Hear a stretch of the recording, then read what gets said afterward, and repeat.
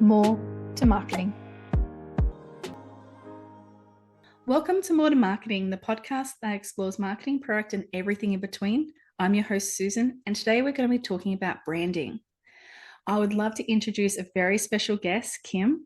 Kim is an award-winning marketing veteran who has co-founded her own agency. Kim has provided brand guidance with a focus on brand building and activations, and she is a huge supporter of women entrepreneurs into business. She's done magical things with huge brands over in America, and I'd love to introduce you to Kim and let her talk a bit about herself. Welcome, Kim. Hi, thanks for that wonderful introduction. Yes, I have a marketing agency called Enthuse Marketing, which we started in 2016.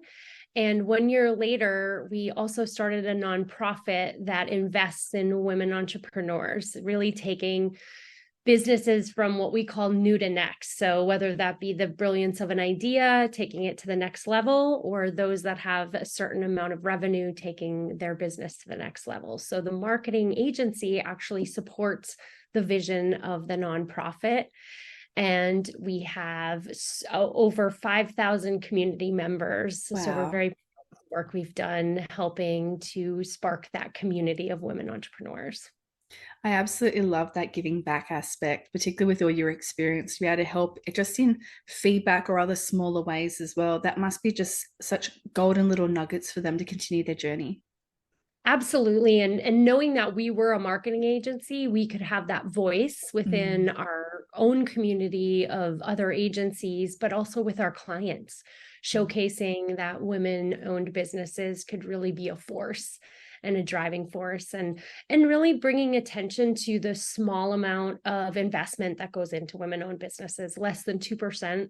It says 3, but it's really around 2.5% of VC funding goes into women-owned businesses, but over 40% of them are. So that means they're bootstrapping, they're crowdfunding, they're getting friends and family money, or they're doing a side hustle. So our agency is really dedicated to putting forth that voice to say, hey, this isn't right, and what can we do about it? And really showing that with our clients as well. And I love that you've got the demonstrated experience and you're seeing all these women flourish. That must just give you so much joy every day when you see those new little snippets that might come in your email going, guess what? Absolutely. One of our winners from one of our pitch competitions recently got bought from a larger business. So she sold her company and now she's giving back. And it was the most fulfilling phone call I've had since the foundation started. She said, I really want to talk to you. Can I get on your calendar? I'm like, absolutely. I want to hear all about your story from the sale. Oh, yeah. And we got on the phone and her message was, you did so much for me. I want to give back to the community. And I was like, oh my gosh, this is what our vision was when we started. And so it brought so much joy for someone to come in full circle, go through that process of a sale, acquisition, and understand all of the journey that takes, and then sharing that with the community, but also wanting to give back to, how she got started. So it was very, very emotional. I bet. And that is just a beautiful case study to be able to show others as well going through it, that it will be tough. It's not easy, but keep at it. Yes. I mean, 100 no's, some of the entrepreneurs have told us, and you hear that and you're like, you're still here though. You're still putting your business forth. And that's the right attitude to have.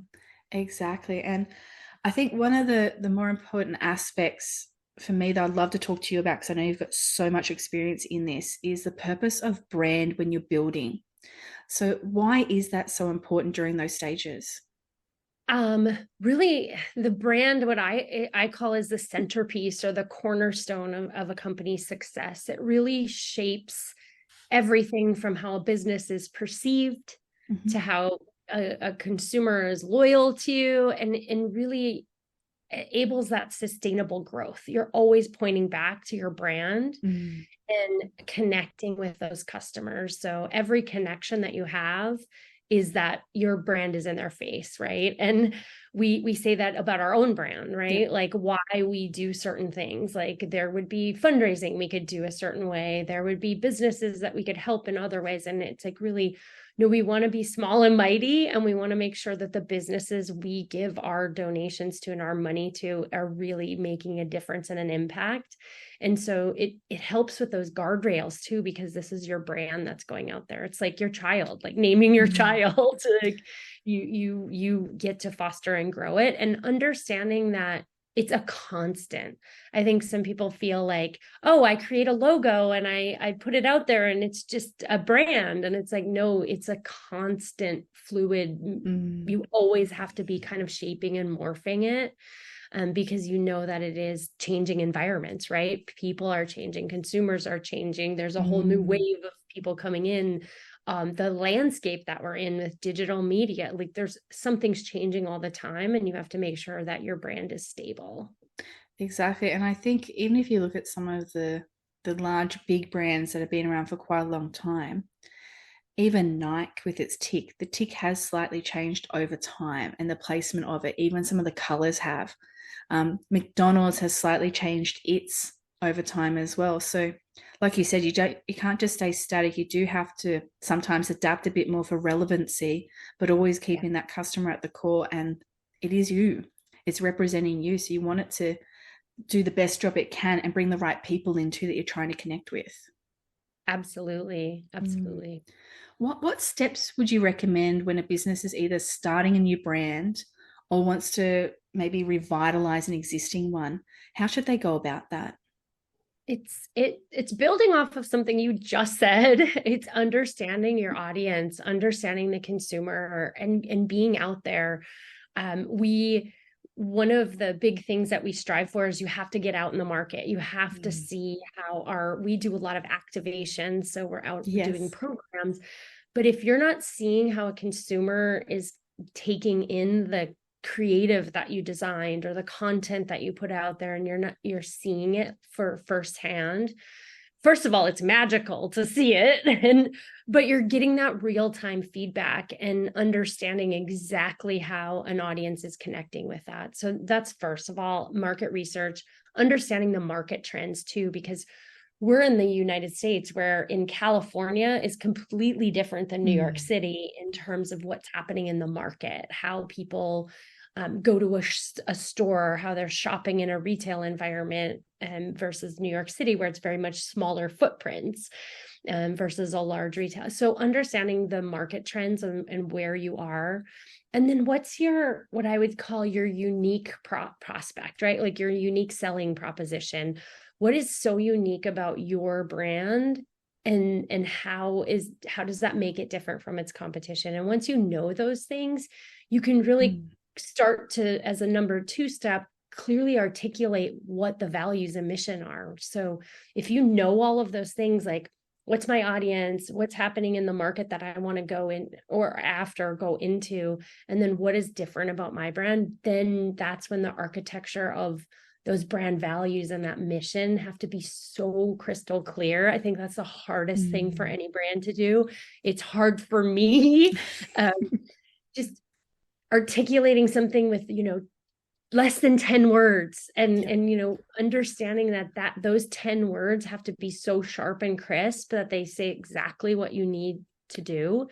And it's very hard because so many brands or people that are working for brands want to put as much information as they can, or list everything out in bullet points. It's like, no, we have to like back it up. And I think that's really hard to do because you think you're missing out. Yeah. But the clearer you are, the more you're actually going to connect. And I think that's a big aha for people. Like when you see something that's super crisp and clear, everybody gets it. The people that you want to get it, right? Exactly. There's so then, often you might see a giant big sign that has like 10 points on it, and you just don't know what they're trying to tell you, and you don't have time to absorb it because you've moved on. Correct. Yes. And then the design, the brand visuals is so critical of what does it look like? The colors that you choose. And then once you have that brand kind of established, it's how are you connecting then with those audience? Where are you putting yourself? Everyone thinks you have to be on TikTok. Well, is that where your audience is? Is that where your message is going to be? Is that, and you really have to know that you can't chase the trends. It's really, where is your audience and where are you going to engage with them so that they get your brand for what you're trying to achieve. Monitor and adjust. I think this goes twofold to the very beginning of the market research. Talk to people. I was just working on a positioning statement, and I presented it to a current client, a past client, and agency owners. And the feedback came in so many different ways, but it was so valuable to me because the perspective I was able to get. So seeing how it's doing and performing, but also engaging with those, whether they're brand fans or loyalists, talking to them and getting that feedback, because that feedback is so critical, where you just might have a blind spot. Exactly. And sometimes people misinterpret very easily, or even the color could offend some cultures. There's so many different aspects of it that people may not understand. Yeah. One of the fun ones for me is some colors are actually trademarked. So, for example, like the Cadbury purple, that's a trademark color. Some people might not realize they cannot use that color in any of their material because someone else actually owns the color. And you would, when would you ever believe that? Exactly. And you'd be like, are they really going to chase me? But they will. Yes. Even sometimes the names being so similar, there's one that's in the news quite a lot in Australia, which is Katy Perry. There's Katy Perry, the artist, the celebrity, and then there's Katy Perry, I believe it's fashion, and different spellings, but going to court because of the name, because the celebrity doesn't want it being used, but I believe the name was already out, the brand was already out there for quite a while. So and there's no connection, no similarity in the spelling either, but going to court just because of something like that simple with a name. Right. Yes, that should be part of the steps. Do a check. Monitor, adjust, and legal compliance. Ugg boots was another big one in Australia as well. An American company owns the rights to the name Ugg, but it's a traditional name here used for those sheepskin slippers that you wear. So they're known as Uggs here. And that was another one that's gone to court as well. Just a traditional name being used. Wow. That's incredible. A bit crazy. But I have a personal love for interactive activations. It's one of my most favorite things. I love seeing different ways it's been brought about. One of the ones I loved that was in Melbourne, so I only saw pictures of it, was when the Lord of the Rings new TV series was coming out. To support that, they actually took over bus shelters and made them into all the different scenes.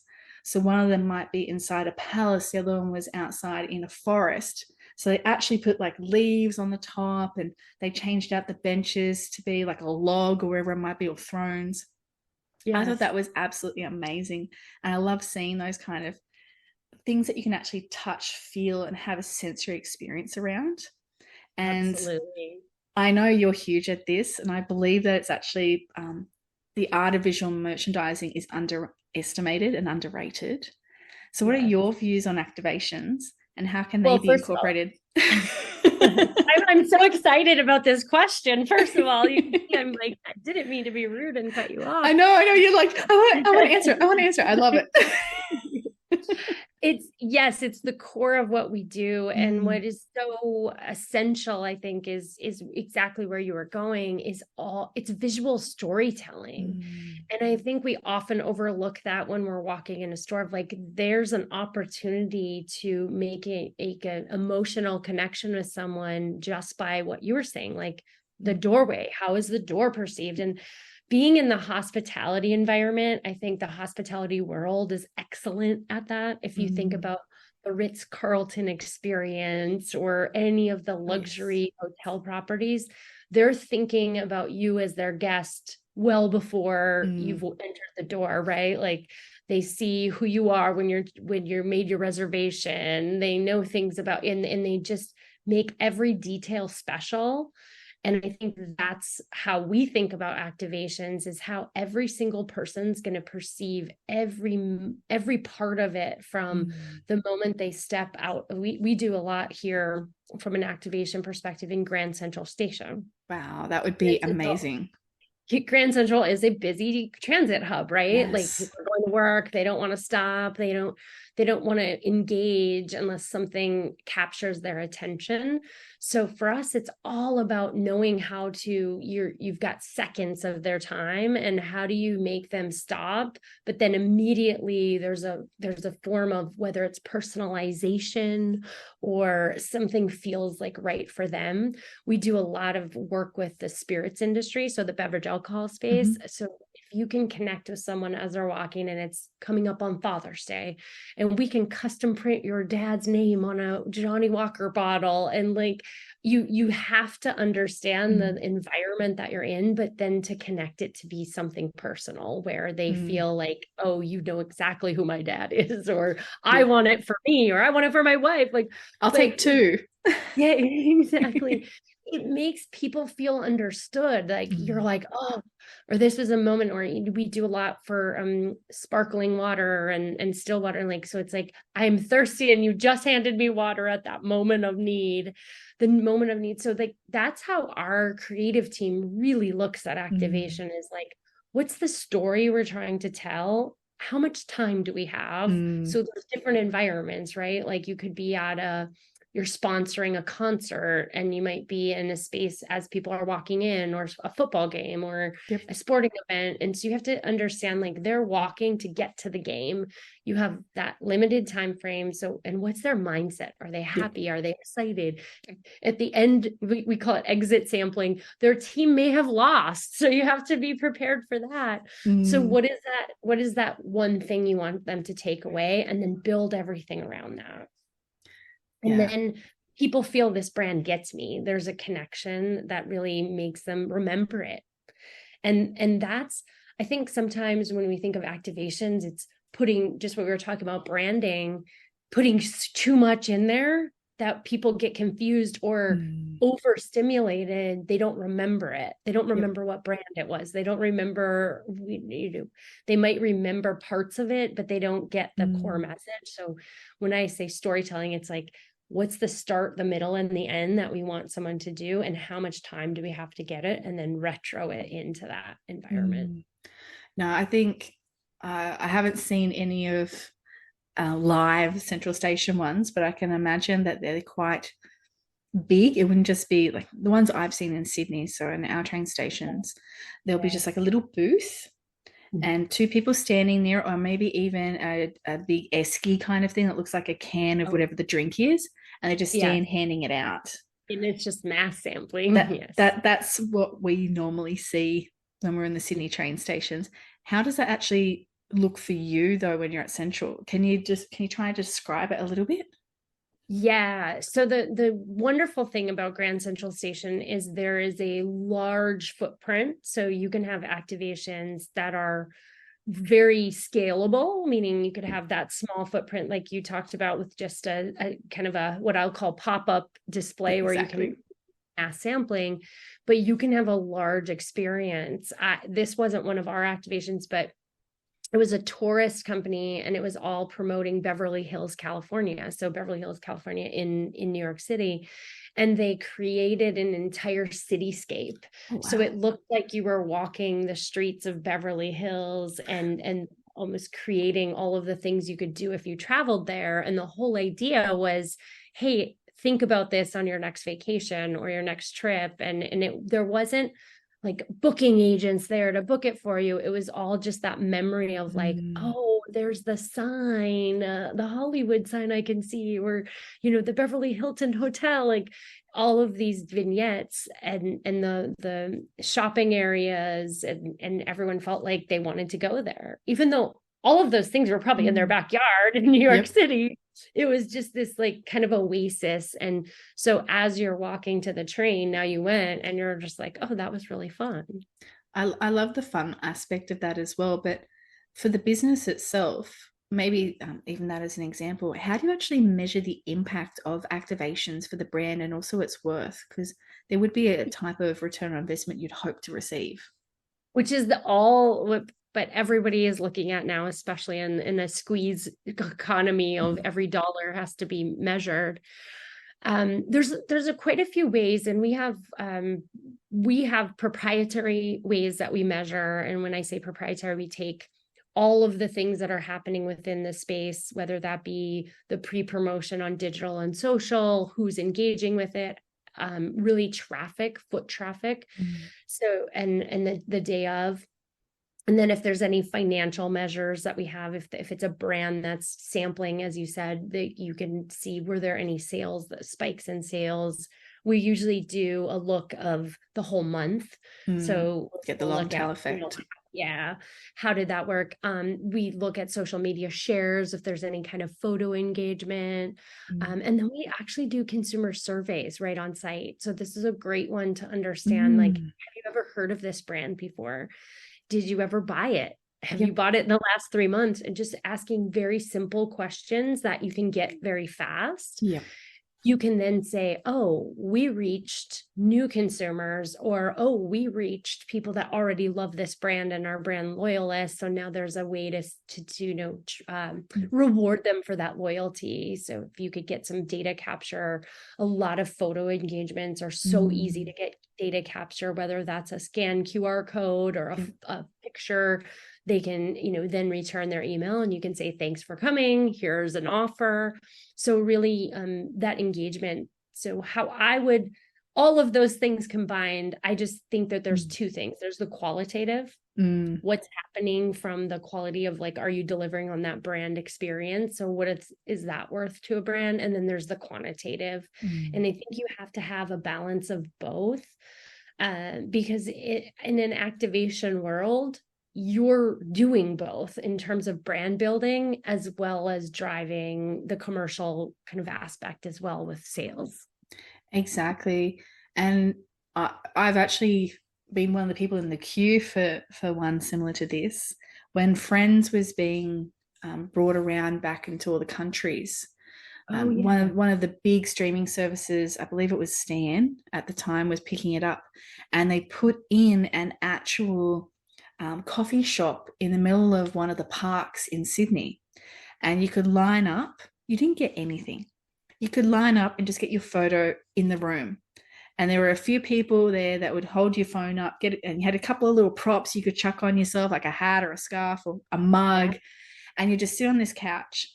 And the whole point was, one, to let people know Friends was coming back on TV, where it was, and the social engagement of it. So I'm sure part of their metrics was going to be how many of these people actually then shared onto all the different socials, and then how many people saw it from that.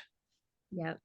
And there's such good quality metrics now with social media. Like if I post something and it watches my engagement, there's measures of like what that value is in a media perspective based on that engagement. So it's not just about me posting it. It's about, did someone comment? Did someone like? What is that engagement, and how long did that content live on? And there's, like I said, there's so much sophistication in the types of measurement. So that really does help. Yes, I think one of the ones that does freak me out a little bit is when there's the eyeball technology in. Yes. That one there does freak me out a little bit, particularly if you ever see behind the scenes on how it actually works. Yeah. It's funny going back to the brand, like even the whole artificial intelligence and like writing creative. And I just like, we are so, what I would say, against it. I see artificial intelligence used in helping with efficiency in what I would call mundane tasks, right? Yeah. Like my expense reports, for example, my timesheets. That's a good one. Yeah, right. Things that I have to do just to be in business, right? But I don't personally have to do them, right? But when you're talking about the thought leadership and the knowledge base that you need to really connect, like what's the tension of this brand? What are they trying to do? And how are we bringing that to life for a consumer? You can't put that into an AI and say, figure this out for me. And now I'm going to like, I don't think that's fair to a client that's paying us, but also I think that takes away our unique proposition as an agency and a creative services company. We have to own something. And I think that it could start to commoditize the creativity in the world. And that scares me. Yeah, I think part of that's also a machine doesn't have emotions or empathy to be able Right. to understand what you're trying to create and make people feel. Yes. Yes, absolutely. And that's what all experiential marketing is about, is that emotional connection. So I think I'm definitely not the type that's like, no, never. It's more like, Where how do it's you appropriate. right? How do you use it in the best place in your business that makes your business better? Exactly. One of the ones that I found really handy when using the likes of the chat GPTs of the world is having it connected to the web version. So then I can get, say, a different view of competitors. So I might be searching and looking for competitors and going out with what I believe it should be from my perception. And then I have other team members put their thoughts in as well. And then I'll run it in there just to see if there's any ones I haven't heard of that are up and comings. And it's been very handy for me for doing that type of research because it's better than I find the Google and the Bings of the world because it plugs into all of them. That's a really good use for it. And that's where I get excited about of like, where can you use it that it actually really helps you move things forward or get to a solution faster, or to your point of competitive intel research and finding things that you would be Googling anyways. Exactly. And then it has all the links so you can go off and actually look at all the pages as well yourself. Wonderful. So I find that very helpful. And again, I put very strict logic into it to say, just give me 10 or 20. So it just does. And I might even put in there, it has to have a revenue. Scrolling. I know. And I might even put things in there. It must have a net revenue of X amount as well. So then it actually does sizing of it all for me too, which I'm finding Google isn't able to do as well. So that's just my example of how I've been able to use it to help. That's great. So I would love to hear some examples from yourself. If you can pick one on how you've actually developed a brand strategy. You don't have to tell about the brand, but just some of the steps that you've gone through. Yeah. So I can go a little bit deep and I can share the brand, I think. I think I'm fine.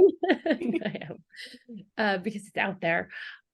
We work on a whiskey brand, and the brand is Crown Royal. And Crown Royal is ubiquitous here in the United States. Like, it's almost in every bar in America from a distribution perspective. Yes. And they have a campaign, or their positioning is really live generously, and they do a lot for consumers. So consumers can be part of what they call generosity events, where they're giving back to their communities, giving back to, and Crown Royal is kind of the owner of these events. Well, one of the things that we recognized was everybody that was a consumer of Crown Royal and knew that the brand was living generously because they would take part in these events. There was a lot to do with big events that would happen. So you could attend an event, or you could personally donate, and you'd see where your dollars went by ordering a Crown Royal cocktail. So that was very well known and very well understood. What wasn't understood as much, or it wasn't generous in the same way, is probably a better way to say it, was with the bartending community, the people that actually poured the drink and served the drink, because it wasn't ubiquitous like it was to the consumer, right? They understood it very well and connected with it. So we thought there was an opportunity to, what I'll say, reset that live generously tagline or proposition, I'll call it, back with the trade community, because the audience is so different. Bartenders work and operate in a complete different world, even though they are consumers too. they're taking they're crafting their drinks and they're creating. So what we did was we just created an entire strategy that would resonate with these bartenders, crafting the narrative that was focused on them. And Live Generously was about how they engaged with the brand. So generous to a bartender was providing things like education on how to get insurance because they don't have it from their employer, education on how to be a better bartender if they were just beginning their skills, education and craft. So we were generously changing the narrative about how Crown Royal could help them in their work. And it was so fun. And the steps were really, I think when we were talking about that market research, we didn't see it either until we started seeing all the things that they were doing and we started putting in them buckets. Like, we're doing it, consumers understand it, people understand it. You know who doesn't understand it? This whole community The over one serving here, it up. Yeah. being this audience. And to your point, they're the ones that are the critical gatekeeper of getting it to the consumer. So we got to be generous to them. And then what does generous look like? And I think sometimes segmenting the audience was the biggest aha for us, right? Like, that consumer that's poor, or the person pouring it is just as important as the person consuming it. But the messaging and the way you go about engaging with them is completely different. So extremely fun project to work on, but it really opened our eyes too. When you're designing that brand strategy, you can't just think of everybody as the same, and really honing in on what it looks like. But I think the most important part is keeping it consistent. Yes. We didn't go off and create a whole new thing for bartenders. We used that framework of what Live Generously meant and how did it impact the trade and how did it connect with the trade. So really ensuring that we didn't veer from what the true brand strategy was. It was just, how did it connect with that audience? And that was a really fun example that I always like to talk about. That's a great one, because it just also shows that if people are off doing customer journey maps, they are missing a key element. So that's where service diagrams or other kinds of mapping tools are needed, just so you can actually see all the different touch points and how they interact, and then maybe do different journey mappings on those depending on those individuals and what they do. Yeah, absolutely. And to your point, we often look at consumer journeys of just how does one buy, and not who all touches it in all of those different ways. So it's very important. I love that one. And for brand building should be at the heart of any new service or product. What is a key mistake that you've seen done over and over again when it comes to branding? Well, there's two things that come to mind. I think the first is not prioritizing the customer, not putting the customer at the core. Often we get so precious about the brand we've built, the brand that we're working on. If you're a brand manager, and you get so enamored by what you want it to be and not what the customer actually wants. So having that realization of I've worked with so many brands and they're like, well, this is how we want to be perceived. And it's like 100%, that's always great, of like, here's your aspiration, but this is actually how consumers are using your product. So you have to have that in mind every time you're doing any kind of brand building campaign. Like, you need to know who's using your product, who are those loyal consumers. And I think that always has to be in the middle and the center point of when you're building your brand, because that's who you need to connect with. The other thing is the inconsistency. It drives me crazy.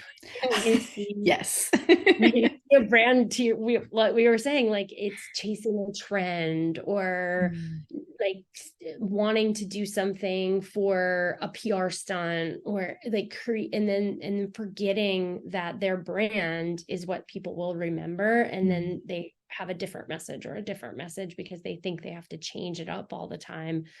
And so change for change's sake is like, okay, what is true about this brand that will never veer? And you have to stay consistent. And we were chatting at the beginning of this of like so many things like you can showcase of like, it drives me crazy.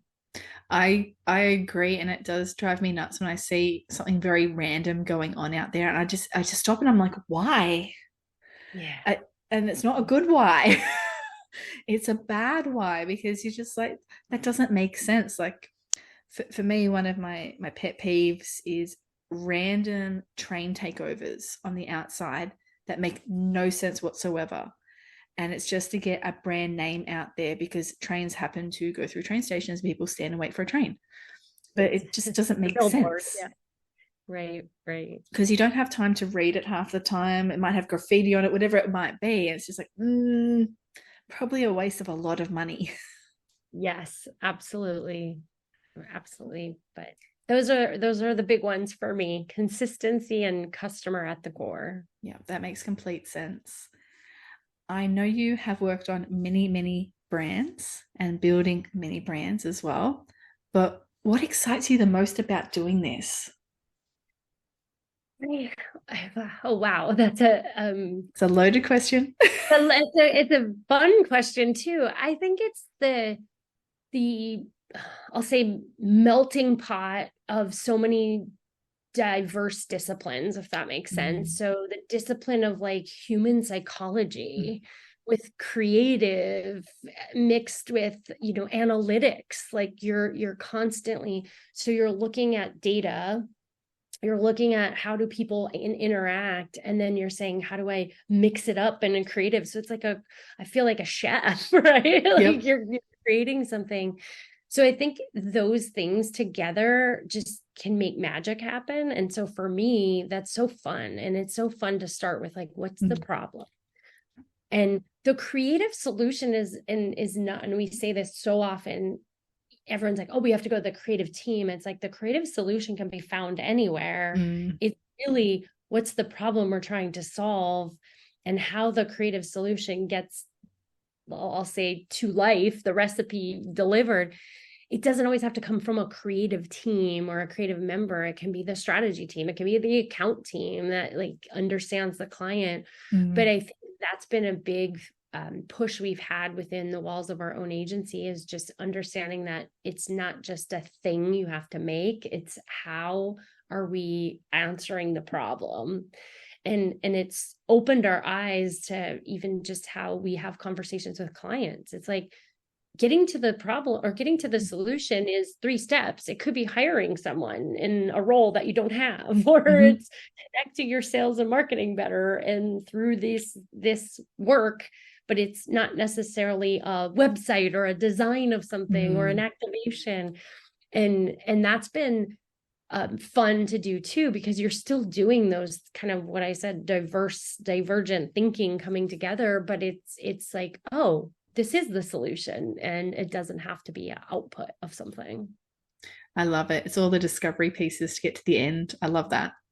Yes, fun. and keeps you like, I think there's always a challenge, right? Every brand yes. challenge every day. So it's like just stopping there. What's your challenge? And then just kind of walking through that.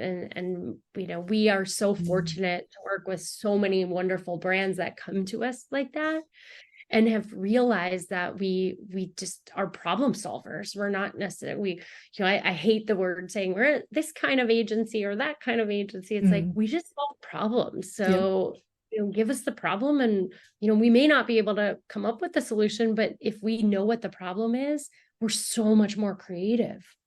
Exactly. And I think too many people jump to solution mode because, one, they might want to see themselves on that bus or that train, for example. Or They win an don't award. actually, exactly. They don't actually think about the process to get there and the steps needed. Yeah, 100%. Yes. Okay. Well, I have to say thank you so much. I'm going to give you my final question, which is my question I ask every guest.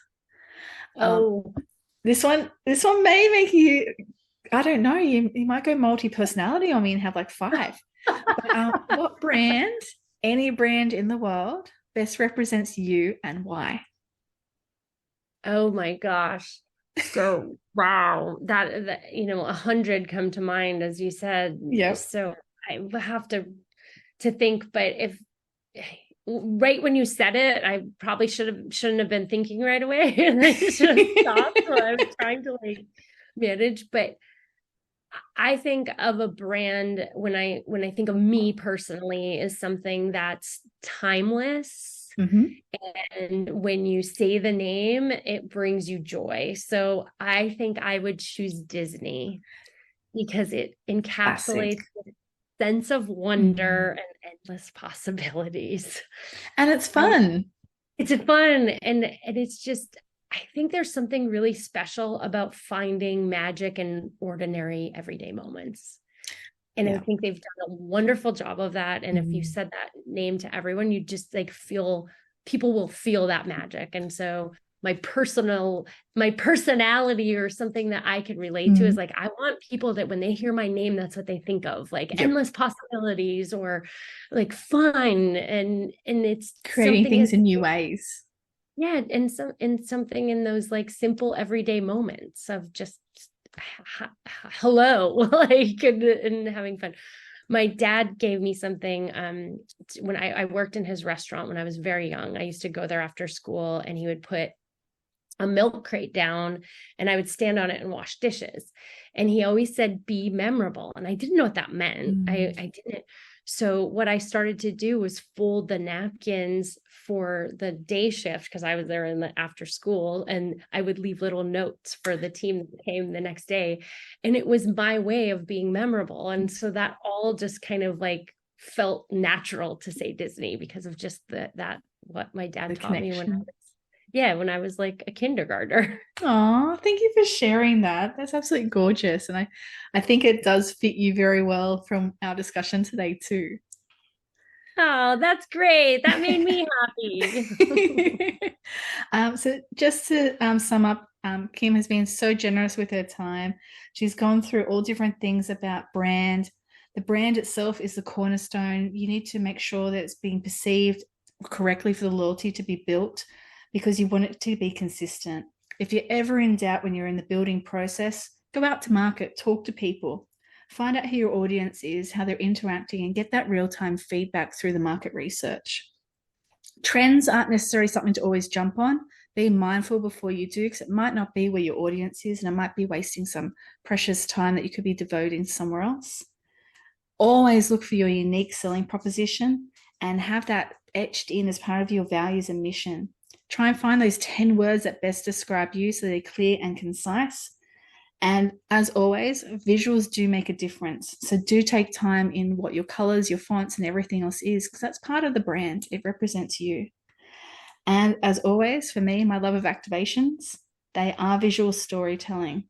But my key call out that I learned was maybe we should be asking surveys at the end when people are walking through it to get a quick 2-minute, maybe even less little survey from them about have they heard about the brand, use the brand, and what they think about it to help you gauge some more quantitative and qualitative results from those activations. Is there anything else, Kim, you want to add? No, I need you to follow me around and take notes. You did a wonderful job of like encapsulating everything I said. I'm like, oh, I should be writing this down. Well, the awesome thing is this is a recording. Thank you so much for your time today, Kim. You have been absolutely amazing, and I'm so lucky to be able to catch up with you. Thank you. This has been really fun. I love talking about branding. Wonderful. We might have you back. For everyone else, don't forget to follow More2Marketing to hear some more fantastic podcasts. More to Marketing.